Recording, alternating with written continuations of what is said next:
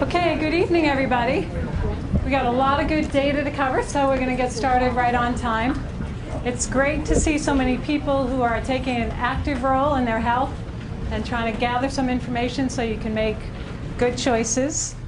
I'm Dr. Ann M. Doggett. I'm a chiropractor. I've been in the practice of whole health for 20 years now. I started off as a straight chiropractor. And when I took some maternity leave for my daughter who just turned 15, I had one of my patients leave my practice and see another chiropractor who was also working with nutrition. And this woman was in her 20s. She had debilitating arthritis. And she was getting good relief from her chiropractic care. But when I bumped into her several months later at a restaurant, she said, "Dr. N, my chiropractor that I'm seeing now recommended that I eliminate dairy products. I'm taking some flaxseed oil, change my diet, and I'm 90% better. I'm back to activity, I'm back to the gym, I'm doing." So I found that each step along the way in my practice and working with people, there was always something more that you could learn to help the next patient that came through the door. And I knew from my experience that nutrition was really key. So I went back to college and I got a master's degree in human nutrition. And I practiced that, straight nutrition by the books, for a while. And then I found that I had a few cases that I couldn't help, and I went back and I learned some things about herbal medicine. So I'm certified in herbal medicine from the Phytotherapy Institute in Australia. We now have an organization which includes chiropractic, nutrition, acupuncture, massage, all different therapies that people can use along the way as they're recovering their health.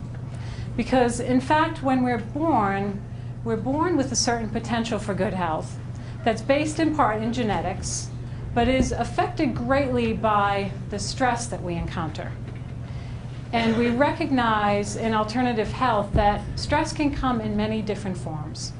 It can be physical stress, one-sided activities, too much exercise, not enough exercise, car accidents, slips, falls.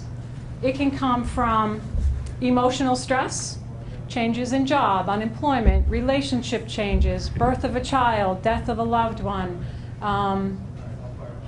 anger, fear, sadness, all the emotions that can affect our health. And finally, what we're going to focus on tonight is chemical stress. And chemical stress can be too much of the wrong thing or not enough of the right thing. So when we look at nutrition, tonight we're going to look at both issues. Too much of the wrong thing, which we're going to talk about foods that become sugar in the body or carbohydrates. Has anybody here ever tried to lose weight and diet and been unsuccessful? Okay. Well, I'll tell you, when I first started my chiropractic, back in the 80s, there was a big push for low-fat diets.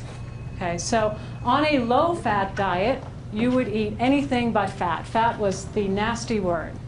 The common thread in all of these approaches to eating is more protein and fat and less carbohydrate.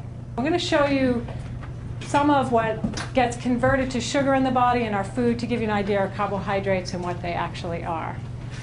So you can see that foods that you're eating that you perceive to be healthy can actually be contributing to interference to your goals. In addition to everybody wanting to be a good, healthy weight, we want to have energy to do what we want to accomplish in a day.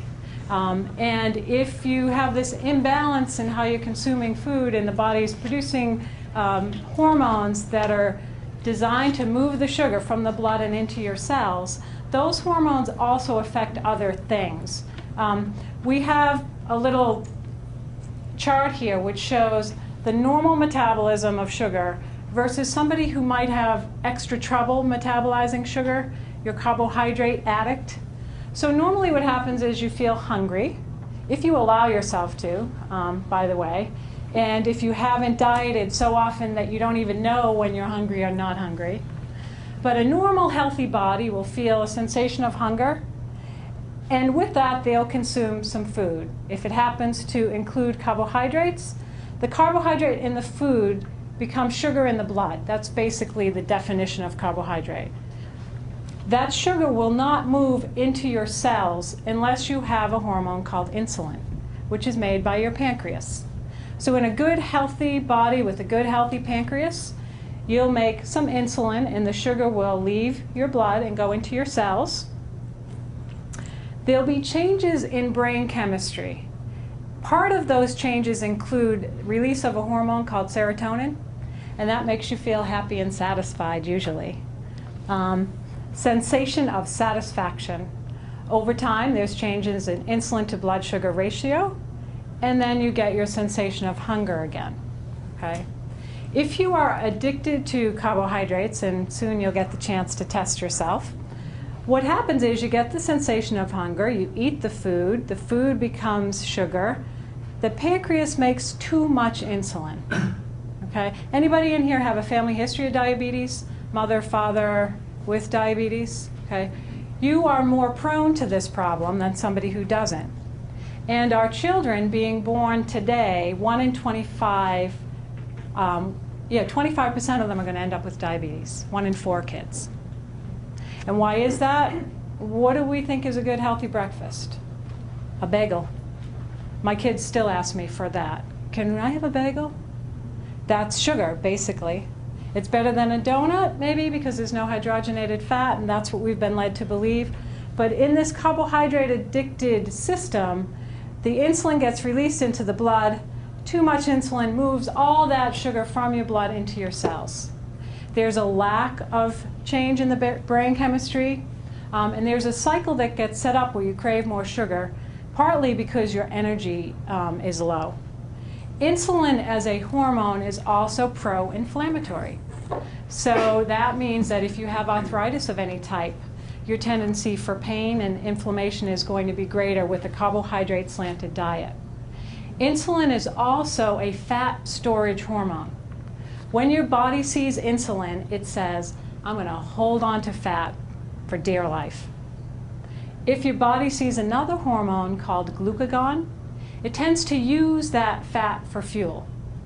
And one of my favorite authors on this whole idea of carbohydrate consumption and protein and fats is a medical doctor named Sid Baker, and he writes a book called the Circadian Prescription. Particularly as you break fast in the morning with breakfast, the choice of food, if you make it protein and fat, you're going to set your hormones for the day for good sustained energy and for fat burning.